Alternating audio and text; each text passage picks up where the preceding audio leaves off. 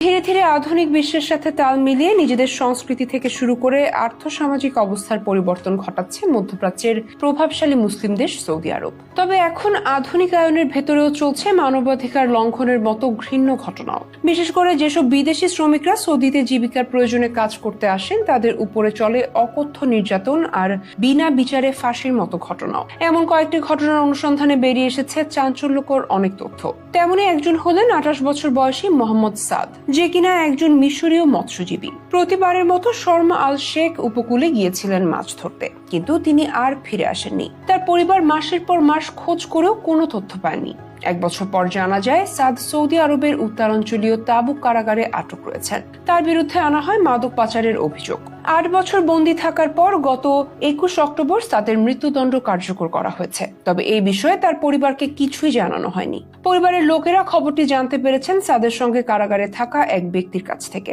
শুধু তাই নয়, মৃত্যুদণ্ড কার্যকরের পর সাদকে কোথায় কবর দেওয়া হয়েছে সে বিষয়ে কোনো তথ্য নেই তার পরিবারের কাছে। গত 17 নভেম্বর CNN জানিয়েছে সাদ ছিলেন সৌদি আরবে চলতি বছরে ফাঁসি হওয়া কয়েকশো মানুষের একজন।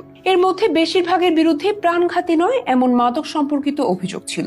বার্লিন ভিত্তিক মানবাধিকার সংগঠন ESOHR এবং সৌদি গণমাধ্যমের খবর পর্যালোচনা করা সংগঠন রিপ্রাইভের দাবি 2024 সালে দেশটিতে 345 জনকে মৃত্যুদণ্ড দেওয়া হয়েছে, যা গত কয়েক বছরের তুলনায় প্রায় দ্বিগুণ। ফাঁসি হওয়া ব্যক্তিদের একটি বড় অংশই ছিলেন বিদেশি শ্রমিক, বিশেষ করে মিশরীয়, সোমালি ও ইথিওপিয়ার নাগরিক। জীবিকার সন্ধানে তারা সৌদি আরবে গিয়েছিলেন এবং পরে দেশটির কঠোর বিচার ব্যবস্থায় আটকে পড়েন। এছাড়া বর্তমানে সৌদি আরবের তাবুক কারাগারে আরো বেশ কয়েকজন বিদেশি মৃত্যুদণ্ড কার্যকরের অপেক্ষায় আছেন।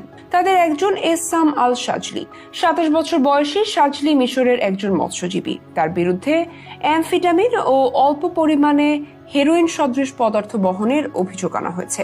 তবে তার পরিবার দাবি করেছে নৌকায় কি ছিল সাজলি এর কিছুই জানতেন না।